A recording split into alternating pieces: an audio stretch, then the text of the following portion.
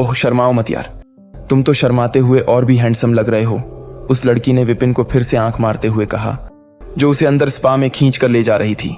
अरे मैं नहीं, रुको, मैं यहां कुछ बेचने आया हूं, विपिन घबराहट में चिल्ला उठा। एक सेलर, बहुत अच्छे, फिर तो तुम्हें अंदर आना ही चाहिए, दूसरी लड़की ने विपिन का दूसरा हाथ पकड़ते हुए कहा। विपिन का चेहरा सेब की तरह लाल हो गया था, उसका शरीर टाइट हो गया और वह खुद पर नियंत्रण खो रहा था। वैसे तुम क्या बेच रहे हो हैंडसम, उसके बाईं ओर वाली लड़की ने पूछा। अरे मेरे पास कुछ ब्यूटी क्रीम है, कुछ कॉस्मेटिक्स हैं, विपिन ने कहा। ये पहली बार लगाने के लिए फ्री है। फ्री? यार फिर तो मैं एक बार ट्राई जरूर करूंगी, दूसरी लड़की ने मुस्कुराते हुए कहा। बात करते करते वे लोग स्पा के अंदर घुस गए। वे अभी अंदर घुसे ही थे कि स्पा के बाहर अचानक से ब्रेक लगने की तेज आवाज सुनाई दी और फिर एक के बाद एक कई लोग अंदर घुस आए। हिलना मत, तुरंत अभी जमीन पर बैठो, पुलिस, घुटनों पर बैठो। इतना कहते ही अचानक विपिन के सिर पर किसी ने वार कर दिया। वह हक्का बक्का रह गया। ओह शिट, क्या ये लोग मुझे भी गिरफ्तार करने वाले हैं? विपिन घबरा गया।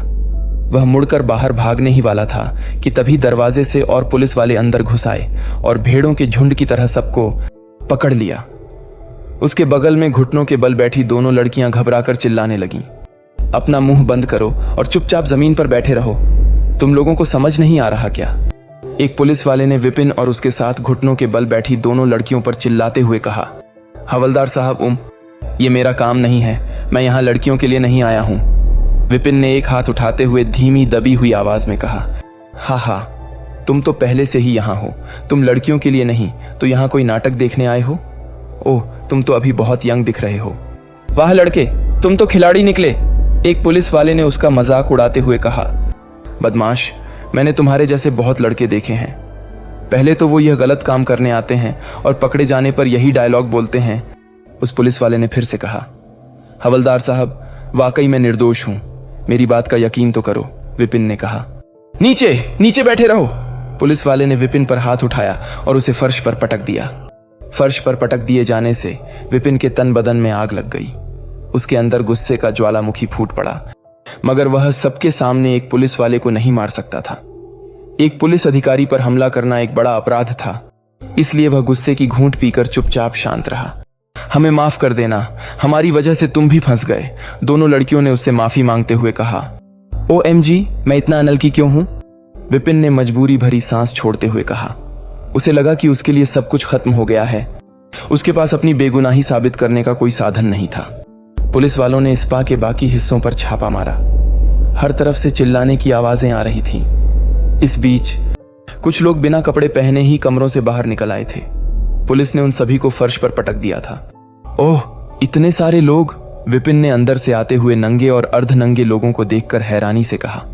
तभी उसने बाहर से आती हुई कदमों की आवाज सुनी, जो इस वक्त अंदर की ओर ही आ रहे थे। विपिन ने यह देखने के लिए पीछे मुड़कर देखा कि आखिर कौन आ रहा है, मगर पीछे देखते ही वह वहीं ठिठक कर खड़ा रह गया। तभी बाहर से एक महिला अधिकारी अंदर आई। उसने पुलिस की वर्दी पहनी हुई थी और उसका चेहरा गोल था। उसकी भौहें थोड़ी पतली थीं और होंठ आकर्षक थे। उसकी सुंदरता ने सभी का ध्यान अपनी ओर खींच लिया। उसका रंग बर्फ की तरह सफेद था और उसके लंबे बाल खुले हुए थे, जो चलते चलते धीरे धीरे झूल रहे थे। उसका फिगर मेंटेन किया हुआ था और उसके पैर लंबे और पतले थे, जिन्हें देखकर कोई भी आदमी उसे अपना दिल दे बैठता। उसकी पुलिस की ड्रेस फैशनेबल और आकर्षक लग रही थी। विपिन अकेला नहीं था जो उसे दरवाजे से अंदर आते हुए देख रहा था, बल्कि इस वक्त सभी मर्दों की नजरें उसे ही घूर रही थीं। उसकी खूबसूरती ने मानो सबकी आंखों को चौंधिया दिया था। शायद उन्होंने पहले कभी इतनी खूबसूरत महिला पुलिस अधिकारी नहीं देखी थी। ओह, क्या कमाल है, उसका फिगर तो देखो, एक आदमी ने अपने बगल वाले से कहा। अगर मुझे इसके पैरों को सहलाने का मौका मिलता है तो मैं अगले 10 वर्षों तक इसका गुलाम बनकर रहूंगा, दूसरे आदमी ने जवाब देते हुए कहा। इस वक्त उन लोगों की लार टपक रही थी। उन्हें देखकर उस महिला अधिकारी की भौहें सिकुड़ गईं। उसने घृणा के साथ उन्हें देखते हुए कहा, तुम सब गंदी नाली के कीड़े हो, कचरा कहीं के। लेकिन जब उसने उन सभी जमीन पर झुके हुए लोगों को देखा, तभी उसकी नजर विपिन पर आकर रुक गई। उसकी भौहें और भी कड़क हो गईं। आजकल के बच्चे क्या सीख रहे हैं, इतनी कम उम्र में बड़ों का खेल खेल रहे हैं, उसने कहा। विपिन ने महसूस किया कि उस पर गलत इल्जाम लगाया जा रहा था, जबकि उसने तो कुछ भी गलत नहीं किया था। फिर भी उसे फंसाया जा रहा था। मैंने कुछ नहीं किया, मैं तो सिर्फ यहां कुछ बेचने आया था, विपिन ने समझाने की कोशिश की। अच्छा, तुमने कहा और मैंने मान लिया, महिला अधिकारी ने हंसते हुए कहा। फिर वह अंदर घुसकर सब कुछ अच्छे से देखने लगी, कहीं कोई बचा तो नहीं रह गया। कुछ ही देर में वहां सन्नाटा छा गया और पुलिस वाले सभी लोगों को बाहर ले जाने लगे। उठो और चलना शुरू करो, एक पुलिस कांस्टेबल ने विपिन सहित उन सभी लोगों पर चिल्लाया। हवलदार साहब, विपिन उठकर हवलदार को समझाने की कोशिश करने लगा। चुप रहो, अगर तुम्हें कुछ कहना है तो पुलिस स्टेशन जाकर अपना बयान देना, कांस्टेबल ने विपिन पर चिल्लाते हुए कहा। अब विपिन के पास चुपचाप चलने के अलावा कोई और विकल्प नहीं था। इनमें से कोई भी अधिकारी उसकी बात सुनने को तैयार नहीं था। जब पुलिस वालों ने उन सभी लोगों को पुलिस स्टेशन के लिए बाहर ले जाना शुरू किया, तब वह महिला अधिकारी दरवाजे पर खड़ी थी। उसके चेहरे पर बर्फ की नदी की तरह ठंडे भाव थे, मगर इससे उन पकड़े गए लोगों का जुनून कम नहीं हुआ। उनकी प्यासी आंखें उस महिला अधिकारी के घुमावदार शरीर पर टकटकी लगाए हुए थीं और वे लोग वहशी जानवरों की तरह आवाजें निकालने लगे। तुम लोग यह क्या कर रहे हो? चुपचाप चलो, एक कांस्टेबल ने उन लोगों को धक्का मारते हुए कहा। तभी विपिन को किसी ने पीछे से धक्का मारा और वह उन लोगों के बीच से आगे आ गया। जब उस महिला अधिकारी ने उसे देखा तो उसकी आंखें छोटी हो गईं, क्योंकि उसे लगा कि यह भी उन्हीं लोगों में से है जो अभी उसे देखकर जानवरों की तरह चिल्ला रहे थे। जब विपिन ने उसकी आंखों को अपने ऊपर महसूस किया तो वह आंखें चुराते हुए दूसरी ओर देखने लगा। जैसे ही विपिन की आंखें दूसरी ओर घूमे, उसने अपनी आंख के कोने से देखा कि एक आदमी भीड़ से निकलकर उस महिला अधिकारी पर चाकू से वार करने वाला था। जब सभी पुलिस वालों की भी उस आदमी पर नजर गई तो उनके हाव भाव बदल गए, मगर तब तक बहुत देर हो चुकी थी। उस आदमी ने उस महिला अधिकारी पर चाकू से वार कर दिया। अपने ऊपर हुए इस अचानक वार की महिला अधिकारी को कोई उम्मीद नहीं थी, जिसे देखकर उसके चेहरे का रंग उड़ गया, क्योंकि अक्सर कॉल गर्ल रैकेट को पकड़ते वक्त कोई ऐसा हिंसक हादसा नहीं होता था। मगर जैसे ही उस आदमी का चाकू उस महिला अधिकारी को लगने वाला था, अचानक किसी बिजली की स्पीड से आई एक परछाई ने उसे अपने गले से लगाकर वहां से हटा दिया। उस आदमी का वार खाली चला गया। तुरंत पुलिस वाले हरकत में आए और उस आदमी को धर दबोचा। जब उस परछाई ने उसे अचानक से पकड़कर दूसरी ओर हटाया था तो उस महिला अधिकारी के पैर लड़खड़ा गए और वह उस परछाई को अपने साथ लेकर नीचे गिर गई। जैसे ही उस परछाई और उसकी नजरें आपस में मिली तो एक पल के लिए वह महिला अधिकारी उसे देखते ही रह गई, क्योंकि यह कोई और नहीं बल्कि विपिन ही था। जब उसने अपनी आंख के कोने से उस आदमी को वार करते देखा तो वह अपनी कुछ दिन पहले ही बढ़ी शक्तियों का इस्तेमाल कर उस महिला अधिकारी के पास बिजली की स्पीड से पहुंच गया था। विपिन जब उस फीमेल ऑफिसर के ऊपर गिरा हुआ था तो उसे उसके शरीर से एक मंत्रमुग्ध कर देने वाली खुशबू आ रही थी। उसका शरीर बहुत नरम था, जैसे कोई नर्म तकिया। लेकिन जब विपिन ने उसकी गहरी काली चमकती आंखों में गुस्सा देखा तो उसे कुछ समझ आया और वह उसके ऊपर से उठने लगा, मगर तभी वह फिसल गया और वापस उसके ऊपर गिर गया और उसके हाथ किसी नरम चीज पर जा लगे। यह देखकर उस फीमेल ऑफिसर की आंखें बड़ी और गोल हो गईं। उसकी आंखों से इस वक्त आग के जलते हुए अंगारे निकल रहे थे। जब विपिन को अपनी गलती का एहसास हुआ तो वह जल्दी से खड़ा हो गया। इस वक्त उसका चेहरा सेब की तरह लाल हो गया था। सॉरी, मुझसे यह सब गलती से हो गया। मेरी कोई गलत इंटेंशन नहीं थी, उसने डरते हुए कहा। उस फीमेल ऑफिसर ने अपने दांत कसकर भींचे और विपिन को ऐसे देखने लगी जैसे वह उसे आंखों ही आंखों से खून कर देगी। लेकिन जैसे ही विपिन ने एक बार फिर से उसकी ओर देखा तो उससे उसका गुस्सा कंट्रोल नहीं हुआ और वह उससे चिल्लाते हुए बोली, बेशर्म, गंदे इंसान।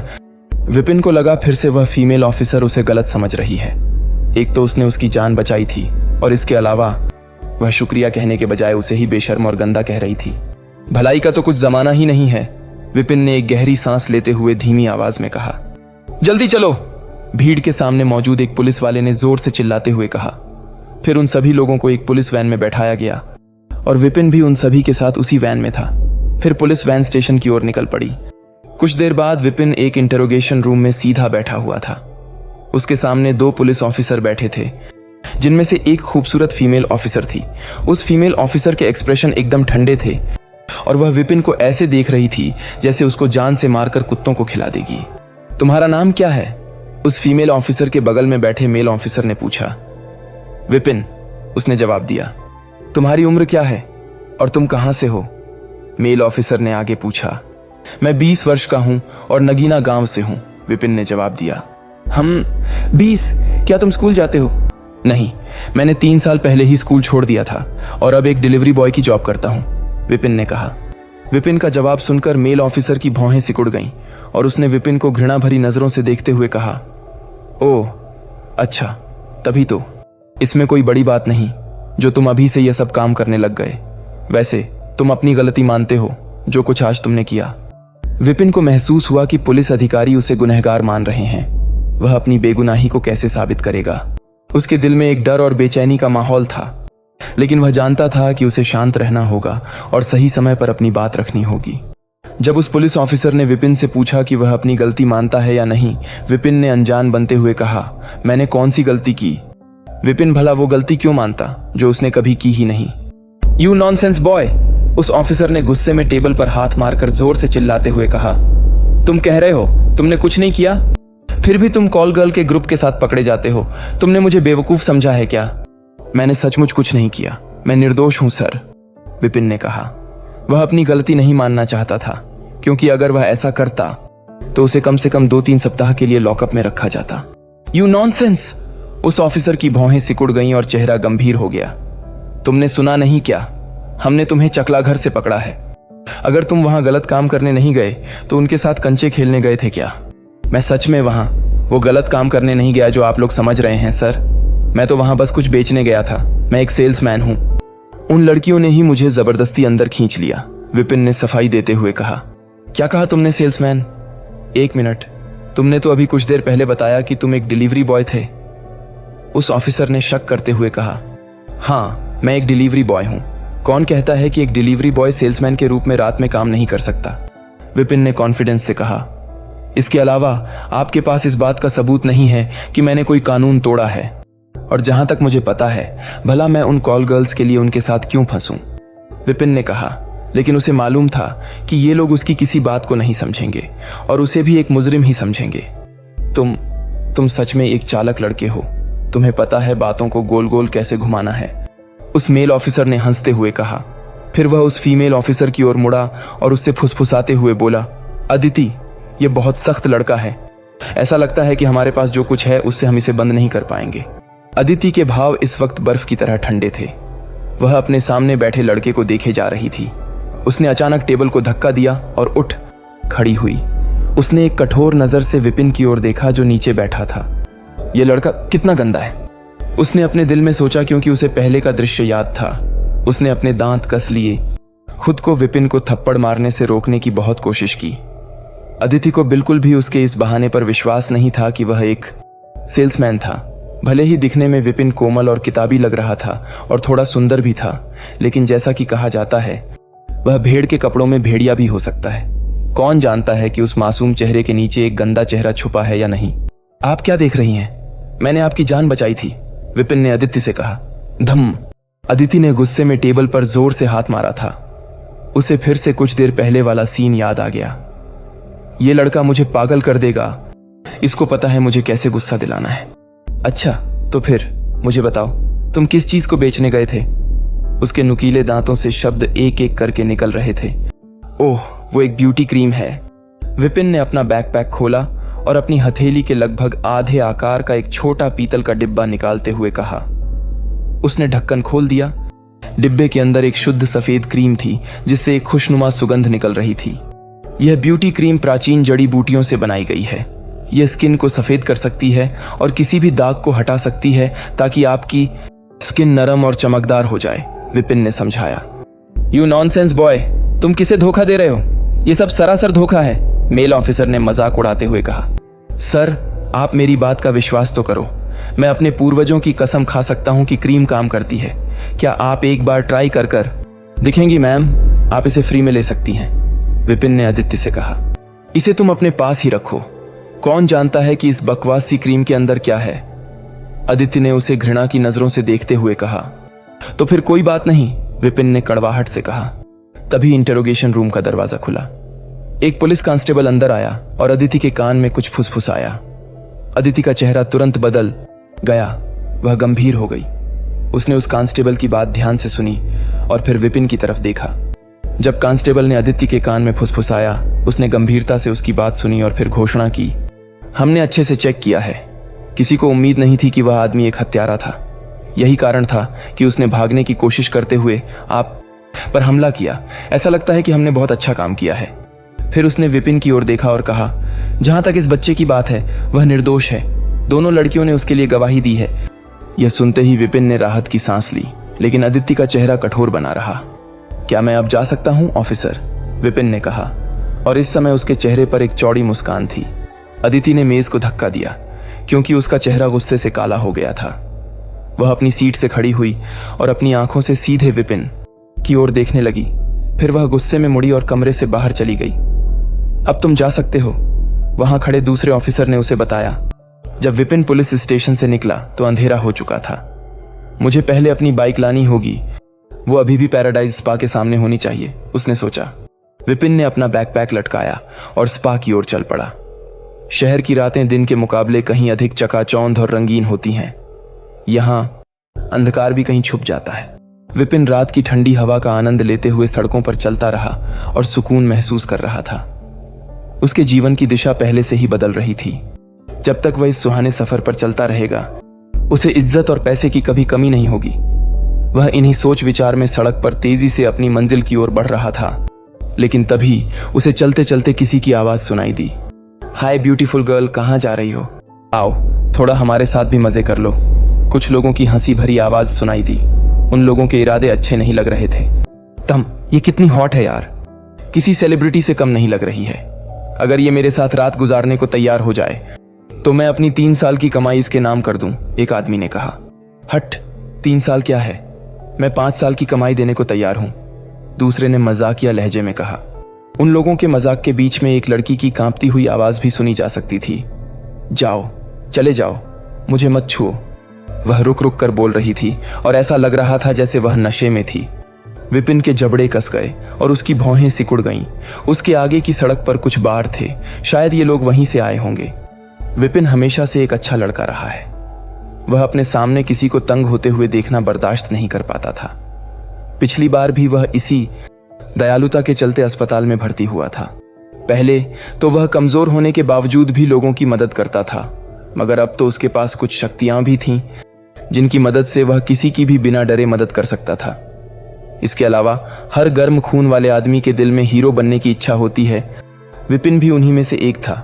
यह मेरी शक्तियों को आजमाने का सही मौका है, विपिन ने अपनी मुट्ठी कसते हुए कहा, और वह उन लोगों की ओर गुस्से से बढ़ गया। बहुत जल्द उसने एक लड़की को लड़खड़ाते हुए देखा। उसके बाल बिखरे हुए थे, जिस वजह से वह उसका चेहरा नहीं देख पा रहा था। हालांकि उसका कामुक शरीर बहुत लुभावना था। उसका फिगर अच्छे से मेंटेन था। उसने एक काली वेस्टर्न जैकेट और एक टाइट मिनी स्कर्ट पहनी हुई थी, जिसमें उसके शरीर के कर्व दिखाई दे रहे थे। उसके लंबे और सीधे पैर काले पैंटीहोज में थे। उसने पैरों में हाई हील्स पहनी हुई थीं, जो 7 या 8 सेंटीमीटर लंबी थीं। वह लड़की बिल्कुल नशे में धुत थी और मुश्किल से अपना बैलेंस बनाए हुए थी। उसके पीछे 5-6 आदमी थे। वे गुंडों की तरह कपड़े पहने हुए थे और कहीं से भी अच्छे इंसान नहीं दिख रहे थे।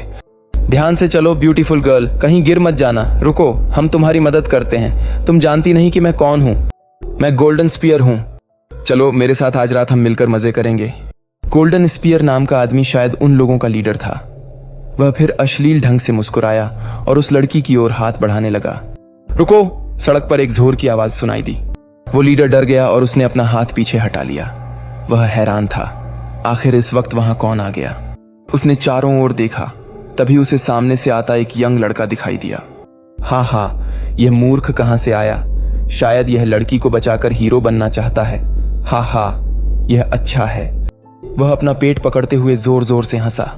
उसके पीछे खड़े सभी गुंडे भी हंसने लगे। इस बेवकूफ लड़के के दिमाग में कहीं कोई दिक्कत तो नहीं? शायद इसके दिमाग में गोबर भरा हुआ है, उन गुंडों ने विपिन का मजाक उड़ाते हुए कहा, जो तेजी से उनकी ओर बढ़ रहा था।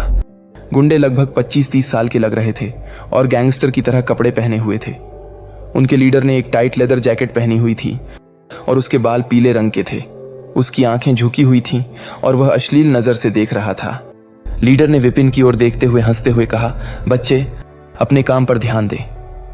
आज मेरा मूड अच्छा है और मैं अपने हाथों को गंदा नहीं करना चाहता। फिर वह अपने आदमियों की ओर मुड़ा और आदेश देते हुए कहा, जाओ जल्दी इस लड़की को पकड़ो और अपने अड्डे पर लेके चलो। बॉस का आदेश सुनते ही अन्य गुंडों ने उत्साह से अपनी हथेलियों को रगड़ा और उस लड़की की ओर बढ़ने लगे। रुको, विपिन ने चिल्लाते हुए कहा और उनकी ओर भागने लगा। उसे मत छूना, गंदी नाली के कीड़ों। बच्चे, अपने काम से काम रख, वरना तुम यहां से जिंदा बचकर नहीं जाओगे, एक गुंडे ने अपनी बाजू ऊपर की ओर मोड़ते हुए कहा।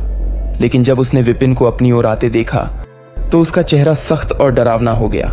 उसने विपिन पर एक जोरदार मुक्के से वार किया। उस मुक्के में काफी ताकत थी और वह किसी बिजली की स्पीड से हवा को चीरते हुए विपिन की तरफ बढ़ रहा था।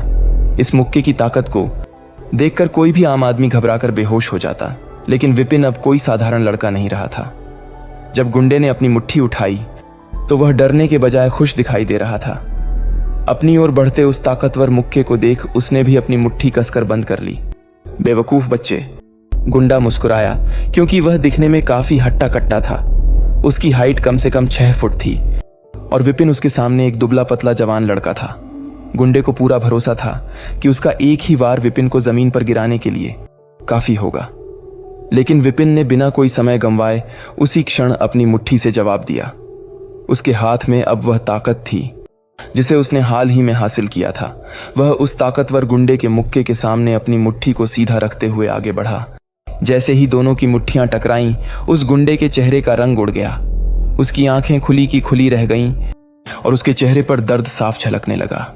उसके माथे से पसीना बहने लगा और उसकी दर्द भरी चीखें शांत रात में गूंज उठीं। उसने दर्द में चीखते हुए अपने दाहिने हाथ को पकड़ लिया और कुछ कदम पीछे हटते हुए एक कार से टकरा गया। उसकी हालत देखकर ऐसा लग रहा था जैसे उसने किसी राक्षस को देख लिया हो। उसकी आंखों में विपिन के प्रति भय स्पष्ट रूप से दिखाई दे रहा था। उसने अपने हाथ को जोर से पकड़ा और दर्द से कांपने लगा। बाकी गुंडे भी इस मंजर को देखकर हैरान रह गए। वे अपनी आंखों पर विश्वास नहीं कर पा रहे थे कि एक 19 या 20 साल के दुबले पतले लड़के ने एक तगड़े आदमी को केवल एक मुक्के से हरा दिया था। वाट, तू हमारे साथ मजाक कर रहा है ना? पीले बालों वाले गुंडे ने अविश्वास से अपनी आंखें रगड़ते हुए कहा। विपिन खुद भी हैरान था। उसने तो पहाड़ी पर जाकर अपनी ताकत का टेस्ट किया था, लेकिन यह पहली बार था जब उसने अपनी ताकत का असर किसी इंसान पर देखा था। तो तुम लोग अभी भी लड़ना चाहते हो या फिर चुपचाप यहां से पतली गली पकड़ निकल जाओगे? विपिन ने उन लोगों से मजे लेते हुए कहा। अब उसे किसी से डरने की जरूरत नहीं थी। बच्चे, तू होता कौन है मुझे धमकी देने वाला? जब तू पैदा भी नहीं हुआ होगा तब से मैं इन इलाकों पर राज कर रहा हूं और तू मुझसे लड़ना चाहता है? मुझसे? तुझे शायद पता नहीं गोल्डन स्पेयर किस बला का नाम है, गोल्डन स्पेयर ने गुस्से में कहा। गोल्डन स्पेयर ने अपनी पीठ से एक स्विच ब्लेड निकाला और विपिन पर हमला करने के लिए आगे बढ़ा। उसके पीछे सभी गुंडों ने भी अपने अपने ब्लेड निकाल लिए और विपिन पर अटैक करने के लिए बढ़ने लगे। बच्चे, आज तुझे कोई नहीं बचा सकता। गोल्डन स्पेयर के चेहरे पर सख्ती और क्रूरता थी। उसने विपिन की छाती पर ब्लेड घोंपने के लिए हाथ उठाया। विपिन ब्लेड देखकर थोड़ा घबरा गया। पिछली बार भी वह एक चाकू की वजह से ही अस्पताल में आधे महीने के लिए भर्ती रहा था, लेकिन उसने तुरंत अपनी घबराहट को छोड़कर खुद को संयमित किया और सभी गुंडों पर फोकस किया। उसने अपने तेज रिफ्लेक्सेस की मदद से गुंडों की पोजीशन का अंदाजा लगाया। जैसे ही गोल्डन स्पेयर की ब्लेड उसे लगने वाली थी, विपिन ने अपने पैरों को ट्विस्ट किया और ब्लेड लगने से बच गया। फिर उसने बिजली की गति से गोल्डन स्पेयर के छुरे वाले हाथ को पकड़ लिया और उस हाथ को रबर बैंड की तरह मोड़ दिया। चट्टर चट्टर! हर किसी को हड्डी टूटने की आवाज सुनाई दी और उसके तुरंत बाद एक दिल दहला देने वाली दर्द भरी चीख। भाई डैनी! बाकी गुंडे चिल्लाए। वे उसकी मदद करना चाहते थे, लेकिन वे उससे कुछ दूरी पर थे। विपिन की आंखों में जैसे खून उतर आया हो। उसने डैनी उर्फ गोल्डन स्पेयर को एक हाथ से ऊपर उठाया और उसे किसी फिरकनी की तरह घुमाते हुए बाकी गुंडों की तरफ बढ़ने लगा। अपने बॉस की यह हालत देखकर सभी गुंडे घबरा गए थे। तभी घुमाया हुआ डैनी एक गुंडे पर आकर गिरा और वह गुंडा नीचे गिरकर बेहोश हो गया। विपिन बचे हुए गुंडों की ओर ऐसे झपटा जैसे कोई बाघ भेड़ों के झुंड पर झपट रहा हो। अगले ही पल लात घूंसों के पड़ने की आवाजें गूंजने लगीं। लगभग 2 मिनट बाद सभी गुंडे बच्चों की तरह रोते हुए फर्श पर बिखरे पड़े थे। ओह, मजा आ गया आज तो! विपिन ने अपने हाथों को झटकते हुए और एक गहरी सांस छोड़ते हुए कहा। गुंडे अपनी पीड़ा को सहन नहीं कर पा रहे थे और उन्होंने रोना छोड़कर एक दूसरे को सहारा देकर खुद को खड़ा किया। एक पल के लिए उन्होंने विपिन की आंखों में देखा और उसकी दृष्टि से उनके पूरे शरीर में कंपी दौड़ गई। उन्होंने डरते और अटकते हुए कहा, यह लड़का इंसान नहीं है, बल्कि इंसान के भेष में हैवान है। इतना कहकर वे सभी वहां से दुम दबाकर भाग गए, जैसे कोई कुत्ता शेर को देखकर भागता है।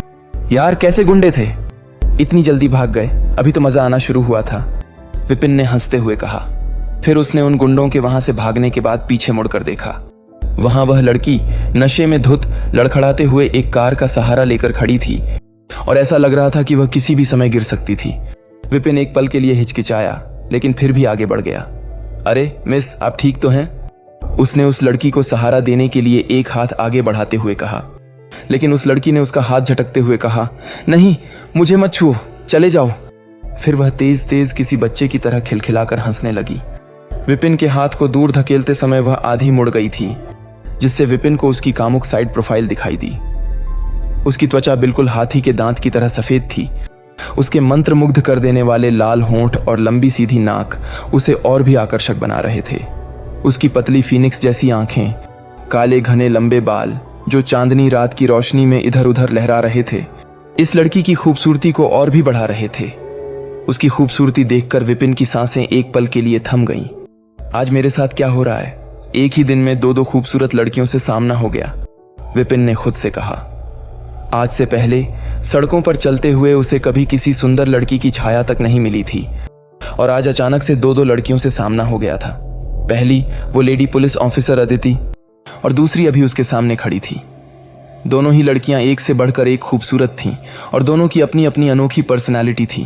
तभी उसके सामने खड़ी लड़की के पैर लड़खड़ाए और वह गिरने लगी, मगर इससे पहले कि वह नीचे गिर पाती, विपिन ने उसे कमर से पकड़ लिया। हेलो मिस, आप ठीक हैं? आपका नाम क्या है?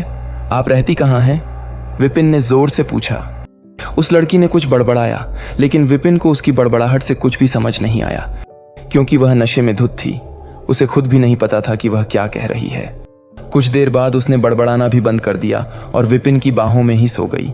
विपिन उस लड़की को हैरानी से देख रहा था, क्योंकि अब उसे समझ नहीं आ रहा था कि वह करे तो करे क्या। वह उसे यूं ही सड़क पर छोड़कर भी नहीं जा सकता था। अगर उसे उसके घर का पता होता तो शायद वह उसे वहीं छोड़ आता, लेकिन उसे उसके घर का पता भी नहीं था। फिर मैं इसे एक होटल के कमरे में छोड़कर आ जाता हूं, उसने खुद से कहा। यह शायद सबसे सही फैसला था। विपिन ने उसे सहारा देकर पास ही के एक होटल की ओर चलना शुरू किया। होटल करीब 100 मीटर की दूरी पर था। होटल पहुंचकर विपिन ने उस लड़की को गोद में उठाया और एक कमरे में ले गया। कमरे में दाखिल होने के बाद विपिन ने उसे बेड पर लिटा दिया। बिस्तर पर लेटते ही उस लड़की ने बड़बड़ाते हुए कहा, गर्मी, यहां इतनी गर्मी क्यों है? वह नशे में बड़बड़ा रही थी और फिर उसने अपने कपड़े उतारने शुरू कर दिए। हे मिस, आप क्या कर रही हैं? विपिन ने घबराते हुए कहा। करीब 1 घंटे बाद जब वह लड़की उठी तो खुद को बिना कपड़ों के होटल रूम में पाकर हैरान रह गई। उसे समझ नहीं आ रहा था कि वह विपिन से कैसे नजरें मिलाए। विपिन ने पास में पड़ा एक कंबल उठाया और उसे अच्छे से ढक दिया। लड़की ने कंबल पकड़कर खुद को ढका और फिर एक बार फिर सो गई। उसे सोते देख विपिन ने राहत की सांस ली और फिर सोफे पर जाकर बैठ गया। वह उसे होटल रूम में अकेला छोड़कर नहीं गया और सुबह तक उसके होश में आने का इंतजार करने लगा। फिर उसने अपना बैकपैक खोला, कुछ औषधीय जड़ी बूटियों को निकाला और वहीं होटल रूम में एक आध्यात्मिक तरल बनाना शुरू कर दिया। सुबह की चमकती धूप पर्दे की दरारों से कमरे में आ रही थी, जिससे कमरा हल्का हल्का रोशन हो रहा था। विपिन बिस्तर के पास फर्श पर बैठा हुआ था। वह पूरी रात आध्यात्मिक तरल बनाने में व्यस्त रहा। इस वक्त उसका शरीर भी ज्ञान चक्र की रोशनी से चमक रहा था, लेकिन वह अभी भी ज्ञान चक्र के पहले स्तर पर था। ज्ञान चक्र 3 स्तरों में बंटा हुआ था, पहला स्तर, दूसरा स्तर और तीसरा स्तर। पहले स्तर पर होने के बावजूद विपिन को अभी भी कमजोर माना जा सकता था, क्योंकि वह जादू टोना करने या ताबीज बनाने में सक्षम नहीं था। इन तकनीकों के लिए उसे कम से कम ज्ञान चक्र के दूसरे स्तर और तीसरे स्तर पर महारत हासिल करनी पड़ती। उसने अनुमान लगाया कि अगर वह इसी गति से अपनी शक्तियां बढ़ाता रहा तो वह कुछ ही महीनों में ज्ञान चक्र के दूसरे स्तर पर पहुंच जाएगा। विपिन ने अपनी आंखें खोली जब उसने अपने चेहरे पर सूरज की रोशनी की किरण महसूस की। सुबह हो चुकी थी। विपिन ने पहले एक उबासी ली और फिर अंगड़ाई ली। पूरी रात न सोने के बावजूद भी वह अच्छे मूड में था। उसने खिड़कियों पर लगे सभी पर्दे हटा दिए। सुबह की धूप सुखदायक महसूस हो रही थी। उसने मुड़कर देखा कि दूसरे बिस्तर पर कंबल के नीचे कुछ हलचल हो रही थी। फिर कंबल के नीचे से एक सिर निकला और एक जोड़ी हाथों ने नींद भरी आंखों को मल दिया। एक लड़की उठी और अपनी बाहों को फैलाते हुए जम्हाई ली। जैसे ही उसने बाहें फैलाईं, उसे ढकने वाला कंबल नीचे गिर गया। कंबल के गिरते ही विपिन की नजरें उस अद्भुत दृश्य पर टिक गईं। उस लड़की की पतली कमर पानी के सांप की तरह चमक रही थी। जैसे जैसे वह इधर उधर अंगड़ाई ले रही थी, उसकी कमर भी सांप की तरह इधर उधर लहरा रही थी। वह सुबह की धूप में किसी कलाकृति की तरह चमक रही थी। उसकी आलसी हरकतें उसे और भी आकर्षक बना रही थीं। विपिन ने बिना पलक झपकाए उसकी ओर देखा। उसने महसूस किया कि उसकी नाक गर्म हो गई थी और लगभग खून निकलने ही वाला था। वह लड़की इस सबसे बेखबर, बिना दुनिया की परवाह किए अंगड़ाई लेते हुए जम्हाई ले रही थी। लगभग 10 सेकंड बाद उसे एहसास हुआ कि कुछ तो ठीक नहीं था। उसने मुड़कर देखा कि विपिन खिड़की के पास खड़ा है। फिर उसने अपने शरीर को देखा। उसका खूबसूरत चेहरा पीला पड़ गया और उसने एक जोरदार चीख मारी, यू हफ्शी जानवर, तुमने मेरे साथ क्या किया? उसने कंबल को पकड़कर अपने शरीर के चारों ओर लपेट लिया। उसके चेहरे पर घबराहट और असहायता के भाव थे। वह मानसिक रूप से टूटने की कगार पर थी। क्या उसकी इज्जत, जो उसने इतने सालों से सुरक्षित रखी थी, इतनी लापरवाही से खो गई थी? विपिन ने जल्दी से उसे समझाना शुरू किया, मिस, आप गलत सोच रही हैं। मैंने कुछ नहीं किया। मैं कल एक बार के पास से गुजर रहा था। जब मैंने कुछ गुंडों को आपको परेशान करते देखा, इसलिए मैंने उनका पीछा किया। मैंने आपको घर वापस भेजने के बारे में भी सोचा था, लेकिन आप बेहोश हो गई थीं। मुझे नहीं पता था कि आप कहां रहती हैं, इसलिए मैं आपको यहां ले आया। मैंने वास्तव में कुछ नहीं किया। आपने अपने कपड़े खुद ही उतारे थे। विपिन की सारी बातें सुनने के बाद उस लड़की के चेहरे के भाव थोड़े शांत हो गए थे। उसने धीरे से सांस ली और महसूस किया कि उसके शरीर के साथ कुछ गलत नहीं हुआ था। उसने पिछली रात की घटनाओं को याद करने की कोशिश की और विपिन की बताई सारी बातें सच पाईं। जब उसे खुद अपने कपड़े उतारने की बात याद आई तो उसका चेहरा शर्म और गुस्से से लाल हो गया। I am sorry. उसकी आवाज बहुत धीमी थी, मानो कोई मच्छर भिनभिना रहा हो। इट्स ओके, विपिन ने सर हिलाकर कहा। फिर दोनों के बीच एक अजीब सी खामोशी छा गई। क्या तुम थोड़ी देर के लिए पीछे पलट सकते हो? लड़की ने सिर उठाकर हल्के से रिक्वेस्ट की। ओके, विपिन तुरंत दूसरी ओर मुड़ गया। उसके पीछे कपड़े पहनते हुए उस लड़की ने विपिन से पूछा, कल रात जो तुमने मेरी मदद की उसके लिए थैंक्स। तुम अभी बहुत यंग हो। क्या तुम अभी भी एक स्टूडेंट हो? नहीं, मैं अब स्कूल नहीं जाता। मैं अब डिलीवरी करता हूं, विपिन ने जवाब दिया। हालांकि उसे यह बताते हुए अच्छा नहीं लग रहा था, क्योंकि स्कूल छोड़ना उसके जीवन के सबसे बड़े पछतावे में से एक था। उसने विपिन की बात सुनी और फिर आगे कुछ नहीं बोली। विपिन के होंठ कस गए। उसने सोचा कि शायद वह उसे गरीब समझ रही होगी। वह देख सकता था कि यह लड़की एक हाई प्रोफाइल बैकग्राउंड से थी। वह या तो अमीर थी या अमीर लोगों से अच्छी तरह जुड़ी हुई थी और शायद उस जैसे गरीब लोगों को तुच्छ नजरों से देखती होगी। हो गया, उस लड़की ने कुछ मिनट बाद कहा। विपिन ने मुड़कर देखा और उसकी आंखें चमक उठी। उसके सामने मौजूद लड़की ने उस पर एक अलग ही छाप छोड़ी थी। उसने ठीक से कपड़े पहने हुए थे और फिर भी वह आकर्षक लग रही थी। उसकी सुंदरता को बयान करने के लिए शब्द नहीं थे। तंग मिनी स्कर्ट और काली पैंटीहॉज में वह पहले से भी ज्यादा आकर्षक लग रही थी। लड़की ने फिर अपने पर्स से एक बिजनेस कार्ड निकाला और विपिन को दिया। धीरे से मुस्कुराते हुए उसने कहा, यह मेरा बिजनेस कार्ड है। यदि तुम्हें किसी भी चीज की जरूरत पड़े तो तुम बिना झिझके मुझे कभी भी कांटेक्ट कर सकते हो। विपिन ने उसे दिए गए कार्ड को ध्यान से देखा और हैरान रह गया। कार्ड पर लिखा था, Sonam Bajwa, Bajwa corporation industries, president. यह पढ़कर उसकी पलकें सिकुड़ गईं और उसके चेहरे पर आश्चर्य की झलक दिखाई दी। यह तो बहुत अमीर खानदान से है और खुद भी एक प्रेसिडेंट की पोस्ट पर है। विपिन ने अपने दिल में सोचा, मुझे कुछ जरूरी काम याद आ गया, इसलिए मुझे जल्दी जाना पड़ेगा। ओके बाय, मैं जा रही हूं। सोनम ने मुड़कर कमरे के दरवाजे की ओर रुख किया। कुछ कदम चलने के बाद सोनम ने चलना बंद कर दिया। फिर उसने अपना हैंडबैग खोला और अपना पर्स निकाला। उसने 100 रुपए के नोटों का एक बंडल निकाला और उसे विपिन को सौंप दिया। इट्स फाइन, विपिन ने हाथ हिलाकर इशारा किया कि उसे पैसे नहीं चाहिए। बस इन्हें रख लो, कम से कम रूम रेंट समझकर ही रख लो, सोनम ने जोर देकर कहा। तो ठीक है, विपिन ने यह सोचकर पैसे ले लिए कि वह बुरा ना मान जाए। ठीक है, यह तुम्हारे लिए है। उसने अपने बैकपैक से ब्यूटी क्रीम की एक डिब्बी निकालकर उसे देते हुए कहा, यह क्या है? सोनम ने अपनी भौहें सिकोड़ी और संदेह भरी नजरों से पूछा। यह हैंडमेड ब्यूटी क्रीम है जो हमारे पारिवारिक नुस्खों द्वारा बनाई गई है, विपिन ने कहा। पारिवारिक नुस्खा? वह हैरान दिख रही थी। लेकिन फिर सोनम ने क्रीम की डिब्बी ले ली। वह विपिन को बुरा महसूस नहीं कराना चाहती थी। उसने फिर थैंक्स कहा और रूम से बाहर निकल गई। विपिन ने उसे जाते हुए देखा, फिर उसने एक बार और उस बिजनेस कार्ड को ध्यान से देखा और उसे अपनी पॉकेट में रख लिया। ओह शिट, मैं बाइक को कैसे भूल गया, विपिन ने अपने माथे पर हाथ मारते हुए कहा। उसे अचानक याद आया कि उसकी 3 व्हीलर बाइक अभी भी पैराडाइज स्पा के सामने खड़ी है। वो फौरन स्पा के सामने पहुंचा, लेकिन पाया कि उसकी बाइक गायब थी। ओह नो, किस कमीने ने मेरी बाइक चुरा ली, विपिन जोर से चिल्लाया। हालांकि बाइक चोरी होने पर वो ज्यादा परेशान नहीं हुआ, क्योंकि वो बाइक पहले से ही काफी पुरानी हो चुकी थी। उसने फिर आनंद जी को फोन कर बता दिया कि वो आज छुट्टी पर रहेगा और बस पकड़कर अपने गांव की ओर निकल पड़ा। वो अभी अभी घर पहुंचा ही था कि मिस्टर मोहन का फोन आ गया। हेलो विपिन, तुम अभी तक यहां क्यों नहीं आए? मैं तुम्हारा कब से इंतजार कर रहा हूं, मिस्टर मोहन ने गुस्से में कहा। भाई साहब, मुझे सुबह सुबह कुछ जरूरी काम था जिसमें वक्त लग गया। मैं दोपहर तक शहर वापस आ जाऊंगा, विपिन ने सफाई दी। वैसे भाभी जी ने ब्यूटी क्रीम ट्राई की, उन्हें वो पसंद आई या नहीं? मिस्टर मोहन ने जोर से हंसते हुए जवाब दिया। पसंद? वो उसे इस्तेमाल करने के बाद से ही लगभग पागल हो गई है। आह, पागल हो गई? अरे नहीं नहीं, सचमुच की पागल नहीं, वो खुशी से पागल हो गई है। तब से ही वो तुम्हारे आने का इंतजार कर रही है। वैसे तुम्हारी ब्यूटी क्रीम चमत्कारी है, एकदम अद्भुत, मिस्टर मोहन ने उत्साह में कहा। विपिन, शायद तुम्हारे पूर्वज कोई चमत्कारी बाबा रहे होंगे जिनके पास ऐसे अद्भुत नुस्खे थे। हा हा, विपिन हल्का सा हंसा। उसके पूर्वज चमत्कारी नहीं बल्कि किसान थे। विपिन, याद रखना, जब आओ तो कुछ और डिब्बे भी साथ ले आना। पैसों की चिंता मत करना, मैं तुम्हें पूरे पैसे दूंगा, मिस्टर मोहन ने शालीनता से कहा।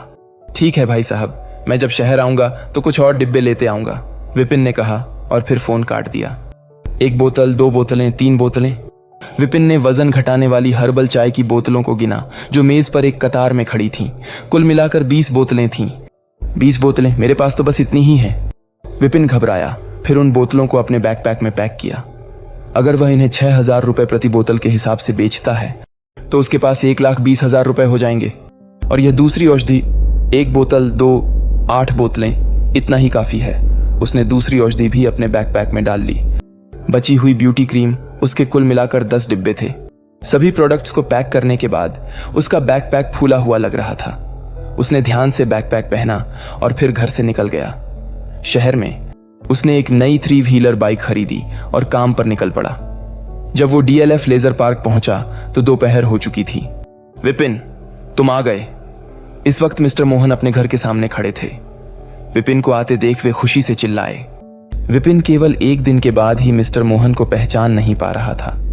पहले वो लगभग 100-120 किलो के थे, लेकिन अब वो बस 70-75 किलो के रह गए थे। उनके चेहरे पर भी कुछ बदलाव आ गए थे और वो पहले से अधिक सुंदर लग रहे थे। मिस्टर मोहन के बगल में एक 30 वर्षीय महिला खड़ी थी। वो मिस्टर मोहन की पत्नी राधिका थी। नमस्ते बड़े भाई, नमस्ते भाभी जी, अपनी बाइक से उतरते हुए विपिन ने उनको विश किया। विपिन, तुम्हारी ब्यूटी क्रीम सच में अद्भुत है। ये देखो, 1 दिन में ही मेरी त्वचा कितनी सुंदर हो गई, राधिका ने अपने एक हाथ की त्वचा दिखाते हुए कहा। फिर उन्होंने अपना दूसरा हाथ भी दिखाया। दोनों हाथों की त्वचा का रंग अलग दिख रहा था। दाएं हाथ की त्वचा गोरी थी और बाएं हाथ की त्वचा थोड़ी डल लग रही थी। ये तो कमाल है, विपिन ने सोचा। विपिन, तुम और भी क्रीम लाए हो क्या? एक बार मुझे दिखाना प्लीज, राधिका ने बेसब्री से कहा। हाँ, मैं 10 डिब्बे लेकर आया हूं। विपिन ने अपना बैकपैक खोला और ब्यूटी क्रीम के डिब्बे निकाले। राधिका के चेहरे पर खुशी साफ साफ देखी जा सकती थी। विपिन, मेरे लिए भी कुछ लाए हो या नहीं? मोहन जी ने व्याकुल होते हुए पूछा।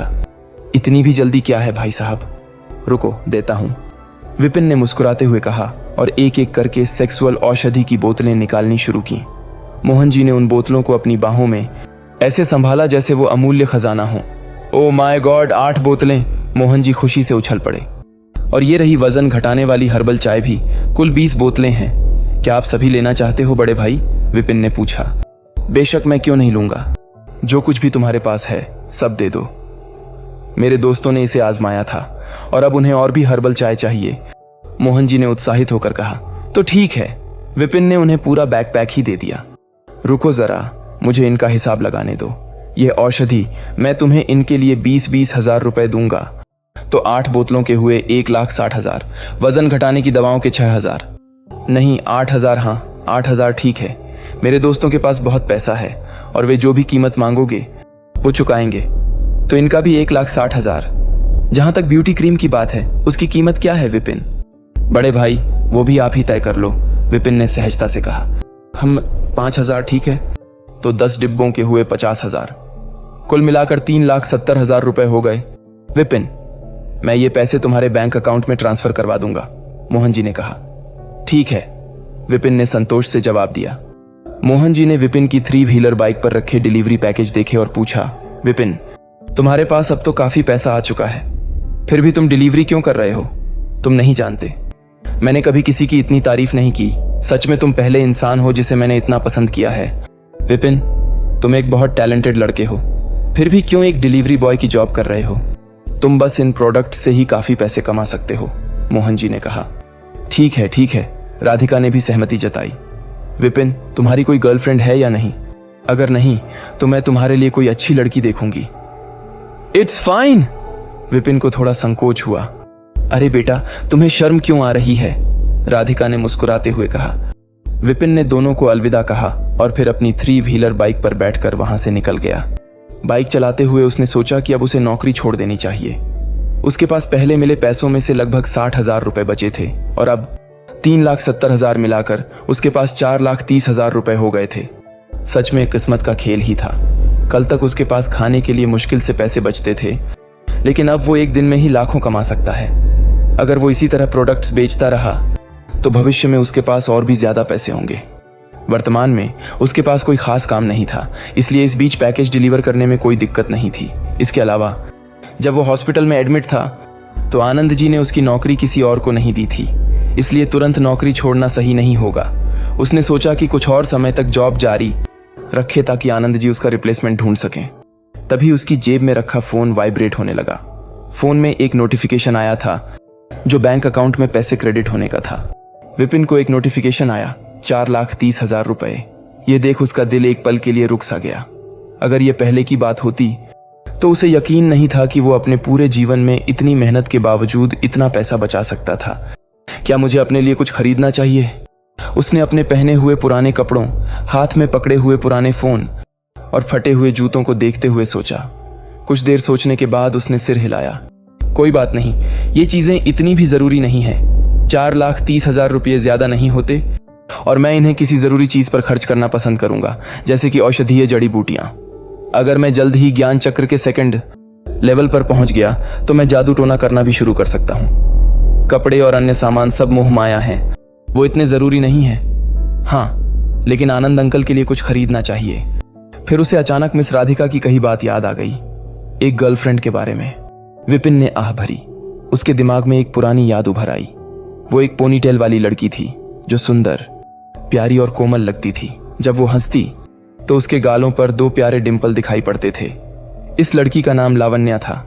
वो उसकी पहली क्रश और गर्लफ्रेंड थी। स्कूल टाइम में वे एक कैजुअल रिलेशनशिप में थे, हालांकि बाद में उसकी जगह किसी और ने ले ली थी। वह व्यक्ति तनवीर था, जो मेवात मॉडल स्कूल के प्रिंसिपल का बेटा था। इसी चक्कर में विपिन का तनवीर से झगड़ा हुआ था और बाद में उसे स्कूल से निकाल दिया गया। असल में इस झगड़े की शुरुआत तनवीर ने ही की थी। उसने पहले विपिन को मुक्का मारा था, लेकिन वो प्रिंसिपल का बेटा था, इसलिए सभी ने उसे ही सही समझा और सारा इल्जाम विपिन पर डालकर उसे स्कूल से निकाल दिया। स्कूल छोड़ने के बाद विपिन ने गरीबी के कगार पर जीवित रहने के लिए संघर्ष किया। उसने फिर कभी भी रिलेशनशिप के बारे में नहीं सोचा। अब जब राधिका ने इसका जिक्र किया तो उसकी यादें ताजा हो गईं। इन सब बातों को सोचते सोचते उसका ध्यान मिस अहाना पर चला गया। उसका सुंदर चेहरा उसके दिमाग में घूमने लगा। उसने अपनी बाइक से उतरकर एक पैकेज देखने लगा। पैकेज पर लिखा एड्रेस देख उसकी नजर वहीं अटक गई। लेजर पार्क, हाउस नंबर 7, ये तो मिस अहाना का पता है। विपिन एड्रेस पढ़ते हुए हैरान था, क्योंकि ये एक संयोग ही था। कुछ देर पहले वो मिस अहाना के बारे में ही सोच रहा था। उसने तुरंत उसे फोन किया और पाया कि वो घर पर ही हैं। फिर वो जल्दी से उनके घर चला गया। उसने दरवाजे की घंटी बजाई और तुरंत दरवाजा खोल दिया गया। भीतर से एक सुंदर लड़की नजर आई। मिस अहाना, विपिन ने सिर झुकाते हुए उन्हें ग्रीट किया। तुम यहां हो? मिस अहाना ने दरवाजे का सहारा लेकर खड़े होते हुए कहा। उसकी भौहें उठी और उसने विपिन को अजीब तरह से देखा। ने इस लड़के को बस कुछ दिनों से नहीं देखा और मुझे क्यों लग रहा है कि यह लड़का बहुत बदल गया है। इसकी आभा अब पूरी तरह से अलग है, अहाना ने मन में सोचा। अरे विपिन, मैंने तुम्हें पिछले कुछ दिनों से नहीं देखा और तुम कितने सुंदर हो गए हो। उसने अपना मुंह ढक लिया और हंस पड़ी। उसकी आवाज में एक हल्का टोंट था।